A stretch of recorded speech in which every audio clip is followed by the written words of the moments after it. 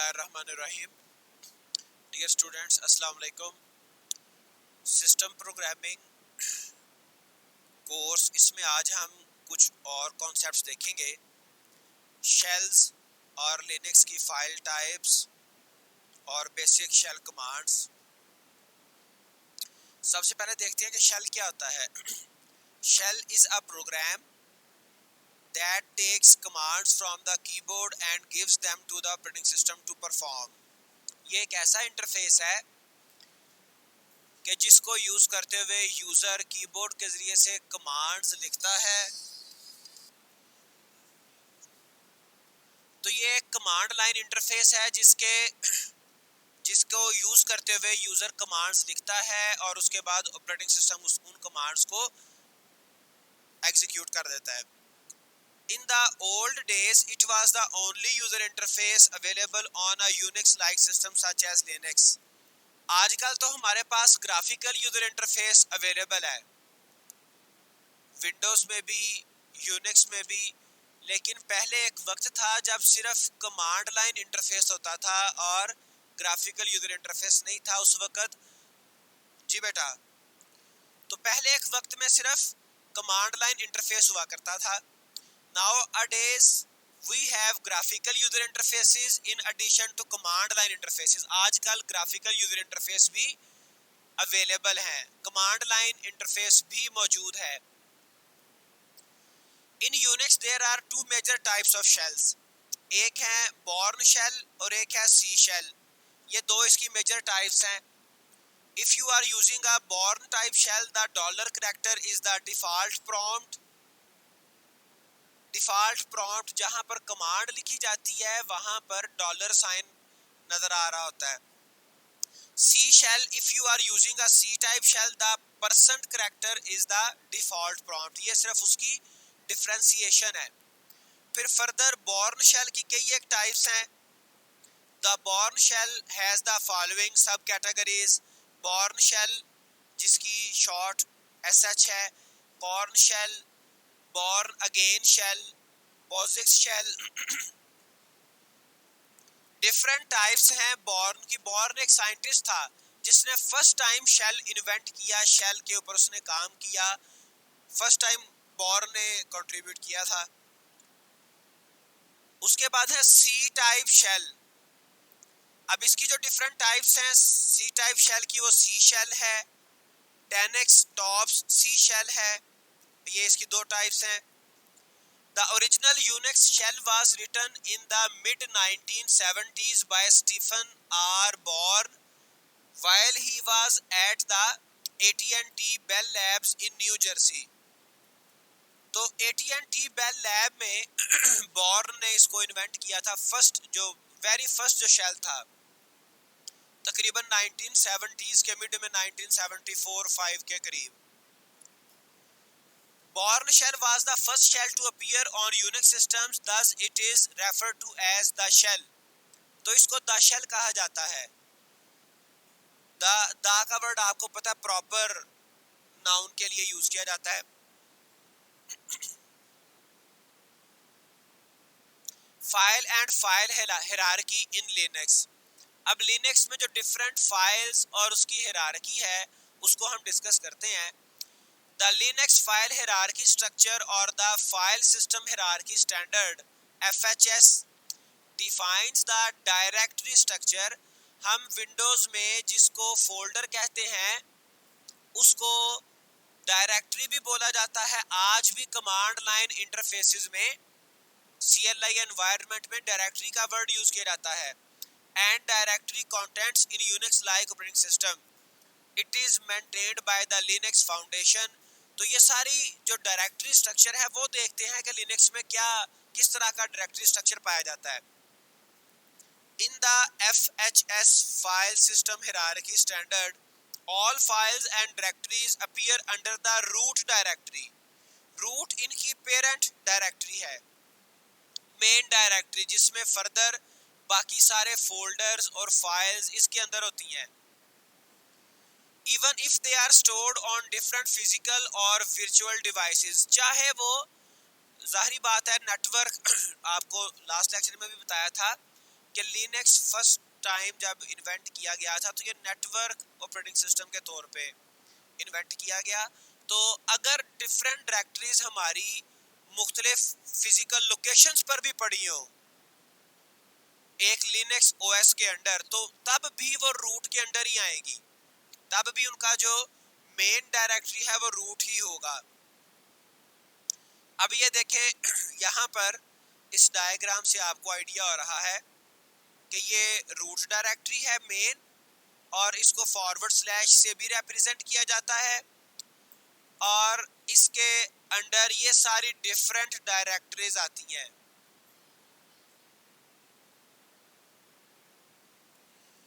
अब ये different directories हैं जो कि लिनक्स में एग्जिस्ट कर रही होती हैं। बिन है, boot, dev, etc, home, lib, media, mnt, opt, sbin, srv, tmp, temp, user और proc। इसके अलावा भी हैं, ये सारी लिस्ट नहीं है, ये इंपॉर्टेंट डायरेक्टरीज की लिस्ट एक दी गई है। Forward slash is primary hierarchy root and root directory of the entire file system hierarchy. तो ये आपको पहले बता दिया कि ये हमारी रूट है, रूट डायरेक्टरी है जिसको फॉरवर्ड स्लैश से भी रिप्रेजेंट किया जाता है।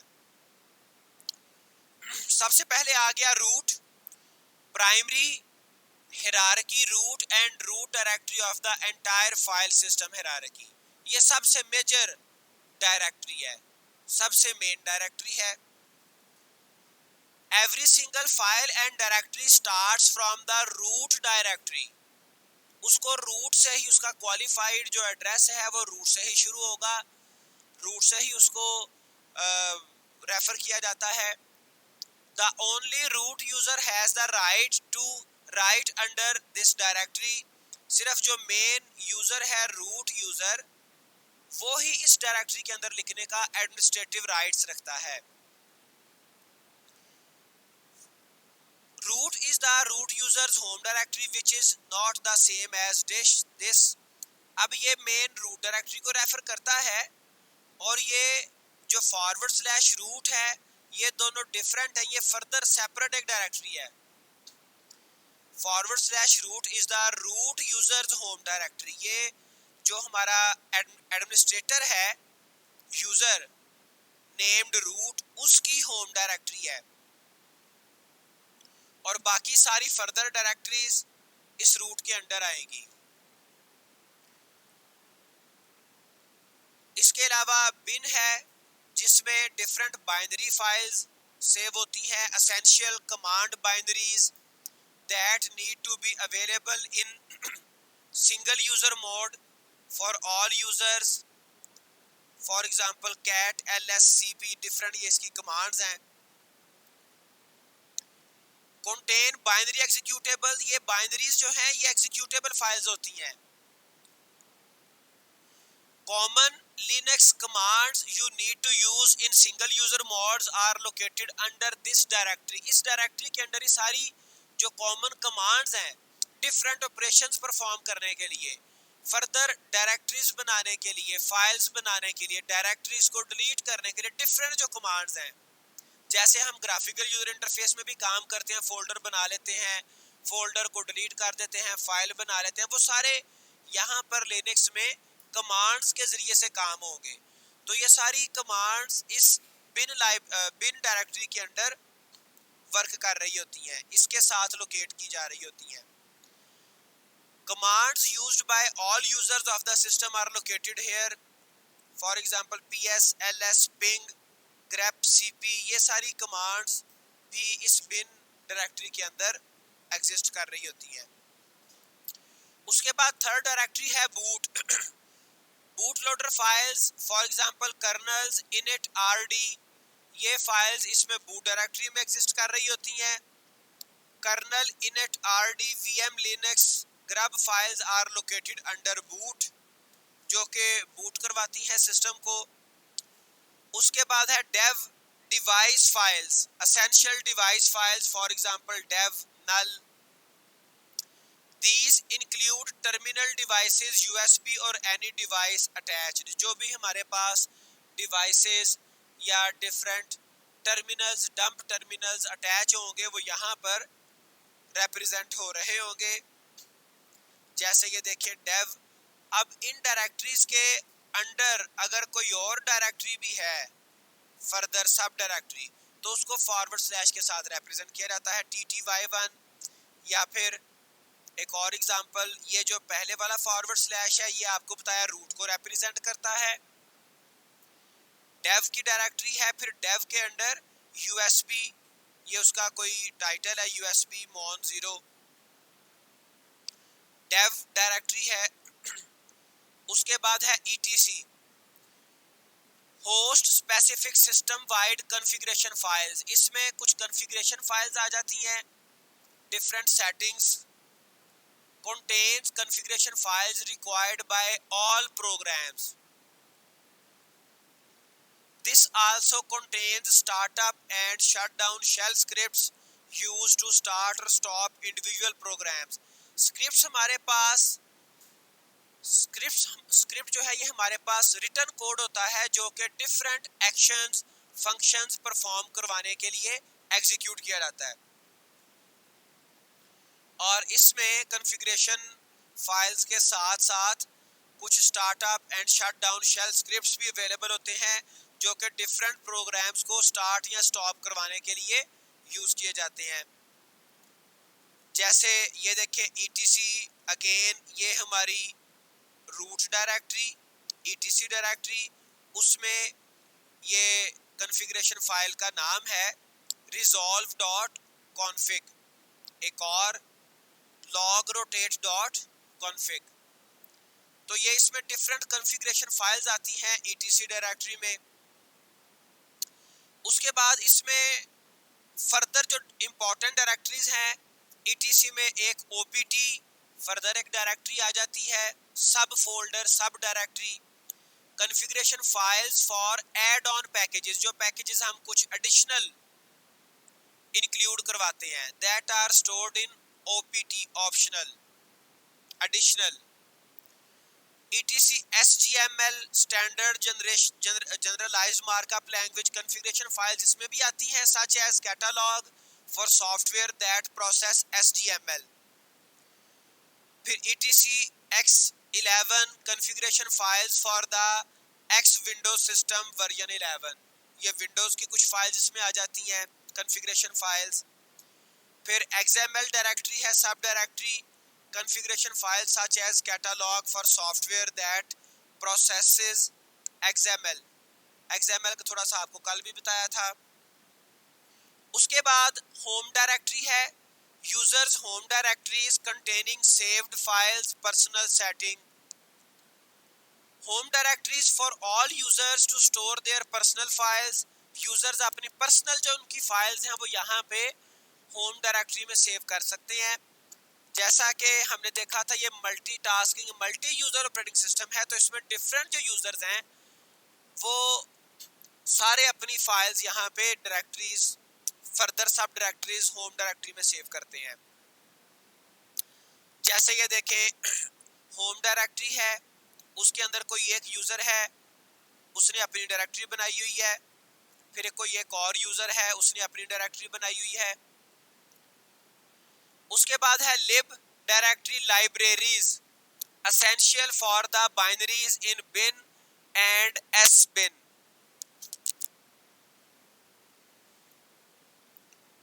तो ये lib जो है ये bin बाइनरीज के लिए या s बाइनरीज के लिए ये कंपलसरी है, एसेंशियल है। Library file names are either ld asterisk और lib asterisk और so dot asterisk, ये डिफरेंट इसके एक्सटेंशंस हैं फाइल्स के नाम।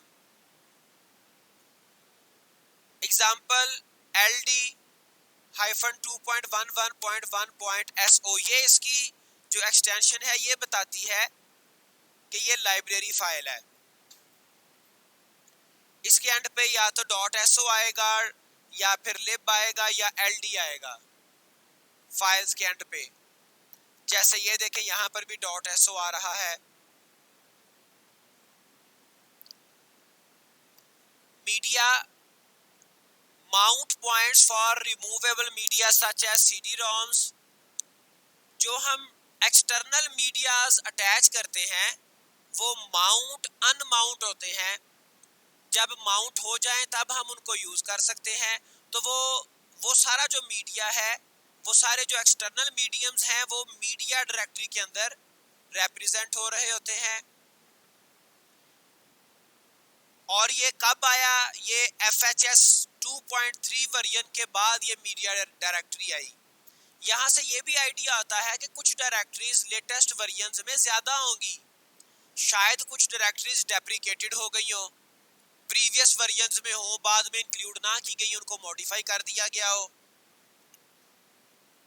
Temporary mount directory for removable devices, examples media, CD-ROM। जैसे यहाँ पर देखें CD-ROM की एक डायरेक्टरी बन गई, फ्लॉपी की डायरेक्टरी बन गई, या फिर कोई और CD रिकॉर्डर है, कोई और एक्सटर्नल मीडिया है जिसको हमने अटैच किया, तो वो मीडिया के डायरेक्टरी के अंदर उसकी एक स्पेस, एक डायरेक्टरी फर्दर बन जाती है। इसके बाद है MNT directory, temporarily mounted file system. जो हमारे पास हम टेम्परेरीली फाइल सिस्टम पूरा माउंट करते हैं वो MNT डायरेक्टरी के अंदर आता है। Temporary mount directory where sysadmins can mount file system, पूरा फाइल सिस्टम माउंट किया जा सकता है। अब फाइल सिस्टम जैसे, उसके बाद है opt, optional application software packages, ये ऑप्ट डायरेक्टरी में आ जाते हैं।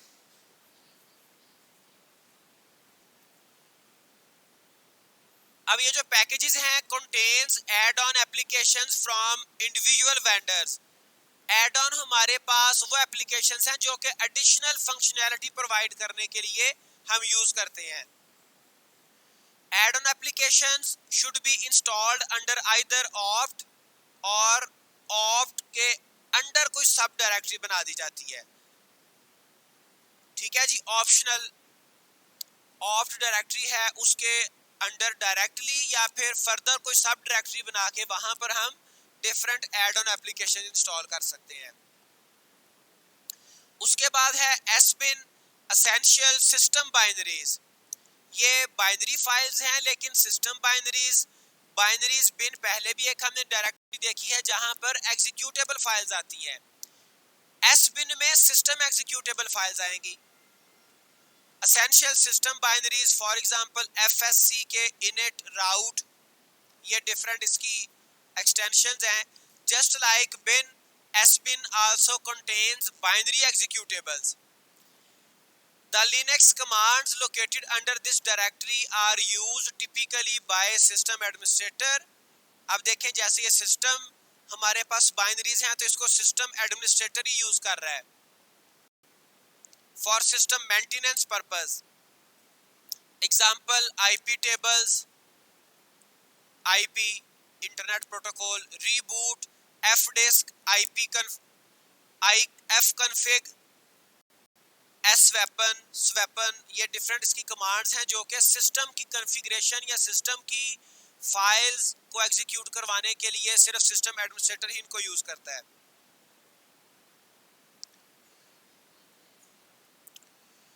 उसके बाद है SRV directory, site specific data served by the system such as data and scripts for web servers. इसमें डिफरेंट सर्विसेज, डिफरेंट स्क्रिप्ट्स आ जाते हैं। Data offered by FTP server, file transfer protocol server and repositories for version control systems. SRV stands for service, contains server specific services related data. Different services का service related data इसमें आ जाता है directory में। Example SRV CVS contains CVS related data. उसके बाद temp directory आ जाती है, temporary files often not preserved between system reboots and may be severely size restricted. Directory that contains temporary files created by system and user. अब ये देखें, ये हमारे पास जो डिफरेंट यूजर्स हैं वो इनको क्रिएट कर सकते हैं या फिर सिस्टम क्रिएट कर सकता है। Files under this directory are deleted when system is रीबूटेड।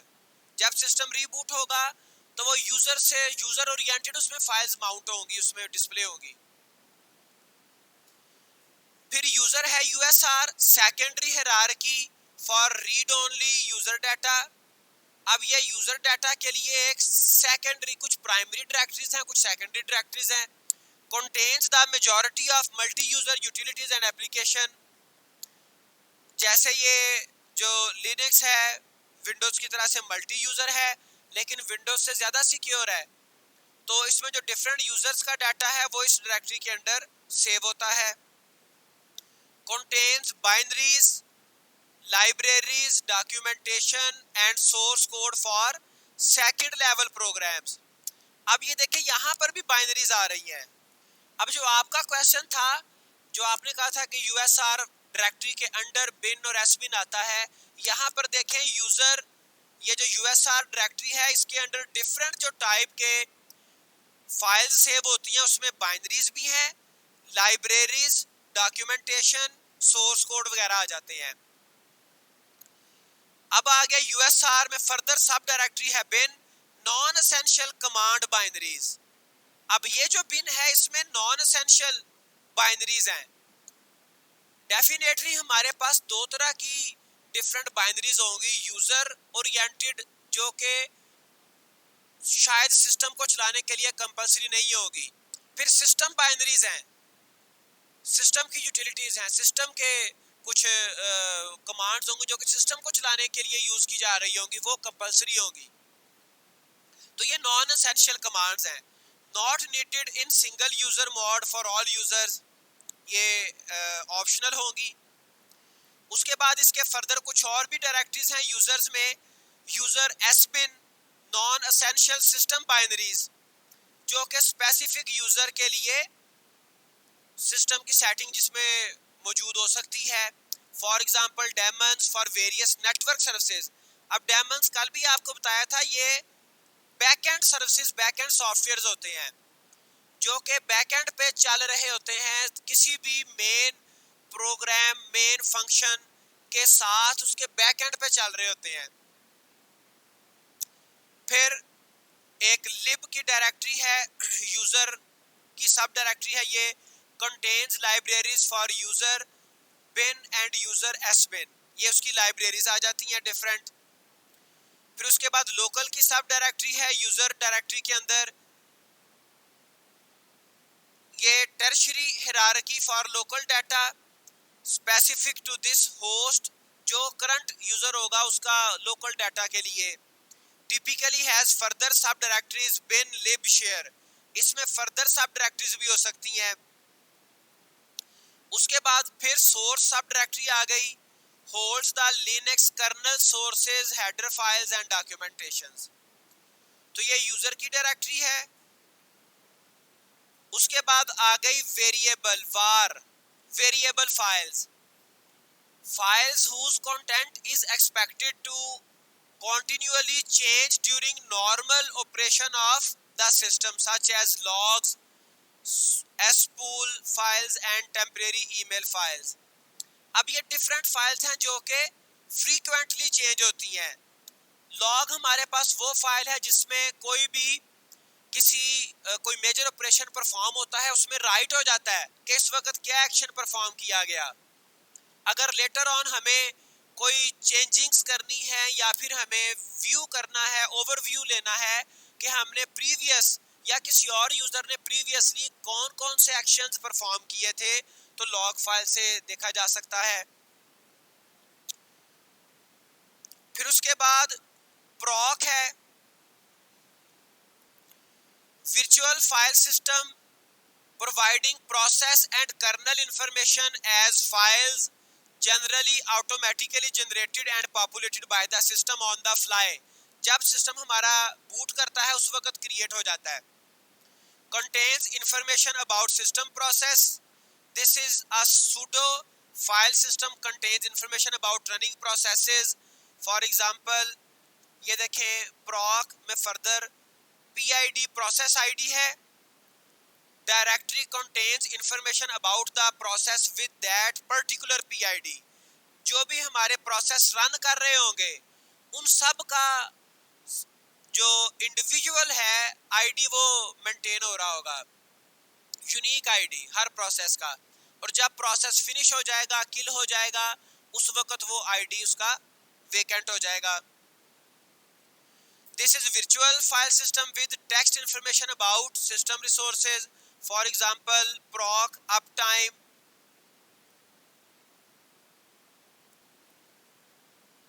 A shell is a special user program that provides an interface to the user to use operating system services. In commands के जरिए से हम different actions, different services use करते हैं। Shell accepts human readable commands from the user and converts them into something which the kernel can understand and execute. अब ये different जो commands हैं उसमें ये commands type wise इनको कैटेगराइज किया गया है। Displaying the file content on the terminal. terminal जो हमारा फ्रंट एंड है जहां पर डिस्प्ले, जिसको हम मॉनिटर कह सकते हैं, तो फाइल के कंटेंट को डिस्प्ले करने के लिए जो कमांड्स हैं डिफरेंट, उसमें एक है cat. It is generally used to concatenate the files. It gives the output on the standard output. तो ये concatenate करने के लिए डिफरेंट फाइल्स को यूज की जाती है। उसके बाद है more. It is a filter for paging through text. One screen full at a time. एक वक्त में एक उसकी स्क्रीन वो शो की जाती है। अगर हमारे पास फाइल बड़ी है तो उसकी पेजिंग, उसके डिफरेंट पेज वाइज उसको शो करवाने के लिए। उसके बाद है less. It is used to viewing the files instead of opening the file, similar to more command, but it allows backward as well as forward movement. more command थी, उसमें भी पेज वाइज फाइल को show करवाया जाता था, लेकिन उसमें backward command नहीं थी, सिर्फ फॉरवर्ड किया जा सकता था। लेकिन लेस में बैकवर्ड भी फाइल को देखा जा सकता है। उसके बाद है head. Used to print the first n lines of a file. It accepts n as input and the default value of n is 10. यानी कि किसी भी फाइल में पहली 10 जो लाइंस हैं वो प्रिंट करवाने के लिए head कमांड यूज की जाती है। tail. Used to print the last n-1 lines of a file. It accepts n as input and the default value of n is 10. ये लास्ट 10 फाइल्स को प्रिंट करवाने के लिए। ये जो कमांड्स थी हमारी, ये सारी फाइल कंटेंट्स को डिस्प्ले करवाने के हवाले से थी। उसके बाद आ जाती है file and directory manipulation commands. अब ये है file and directory manipulation command, जिसमें डिफरेंट डायरेक्टरीज बनाई जाएंगी या कुछ और उसके ऊपर मैनिपुलेशन की जाएगी। mkdir डायरेक्टरी बनाने के लिए नई डायरेक्टरी अगर कोई यूजर बनाना चाहता है, जिसको हम फोल्डर भी कहते हैं। अब फोल्डर सिर्फ एनवायरनमेंट का डिफरेंस है। Use to create a directory if not already exist. It accepts the directory name as an input parameter. तो इसका साथ नाम देना पड़ेगा। mkdir के बाद हम डायरेक्टरी का नाम देंगे तो डायरेक्टरी क्रिएट हो जाएगी। cp. This command will copy the files and directories from the source path to the destination path. पूरे का पूरा सोर्स में जो भी डायरेक्टरीज फाइल्स पड़ी हैं उसको सोर्स से उठाएगा और डेस्टिनेशन में कॉपी कर देगा, जिसको हम विंडोज में कॉपी पेस्ट कहते हैं। It can copy a file directory with the new name to the destination path. It accepts the source file directory and destination file directory. कहाँ से लेना है फाइल्स डाटा और कहाँ पर पेस्ट करना है, ये 2 आर्ग्यूमेंट्स लेता है। उसके बाद है mv. Used to move the files or directories. This command working is almost similar to cp command, but it deletes a copy of the file or directory from the source path. तो ये जिस तरह से हम Windows में cut करते हैं, cut paste, उसके लिए mv यूज होता है। ये सोर्स में से सारी डायरेक्टरीज और फाइल्स को डिलीट कर देता है, जबकि cp जो है ये कॉपी पेस्ट की तरह से काम करता है। rm used to remove files or directories. Touch use to create और अपडेट अ फाइल, कोई नई फाइल बनानी है उसके लिए टच कमांड यूज की जाती है। ये दूसरी टाइप थी कमांड्स की। उसके बाद है extract, sort and filter data commands. अब ये फाइल में से डाटा के ऊपर कुछ मैनिपुलेशन करने के लिए डिफरेंट कमांड्स हैं। grep कमांड है, this command is used to search for the specific text in a file. grep with regular expression, कोई हम एक्सप्रेशन दे देंगे, रेगुलर एक्सप्रेशन के जरिए से हम स्पेसिफिक कर देंगे अपने सर्च को। Used to search for text using specific regular expression in file.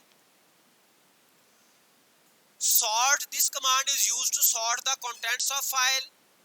wc word count, used to count the number of characters words in a file, उसमें कितने वर्ड्स हैं characters हैं काउंट करने के लिए wc यूज की जाती है। cut, used to cut a specific part of a file, अगर आप उसको एक्सक्लूड करना चाहते हैं।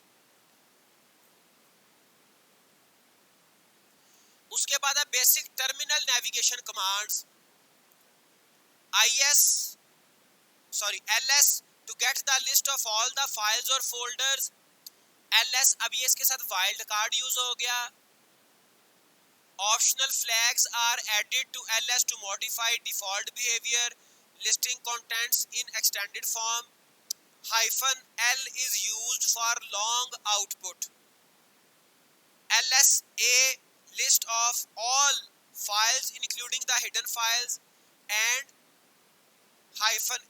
add -a फ्लैग, अगर हम सारी फाइल्स देखना चाहते हैं जिसमें हिडन फाइल्स भी शामिल हैं तो उसके लिए ऑल के लिए -a का फ्लैग यूज करना पड़ेगा।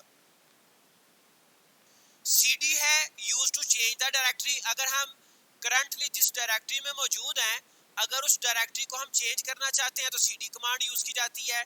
जिस तरह से हम विंडोज के एनवायरनमेंट में, आपको पता नेविगेशन हमारे पास बटन्स होते हैं, बैकवर्ड मूव कर सकते हैं, अपवर्ड मूव किया जा सकता है, तो यहाँ पर cd कमांड यूज की जाती है। उसके बाद है du शो डिस्क यूसेज, ये हमारे पास टर्मिनल कमांड्स थी।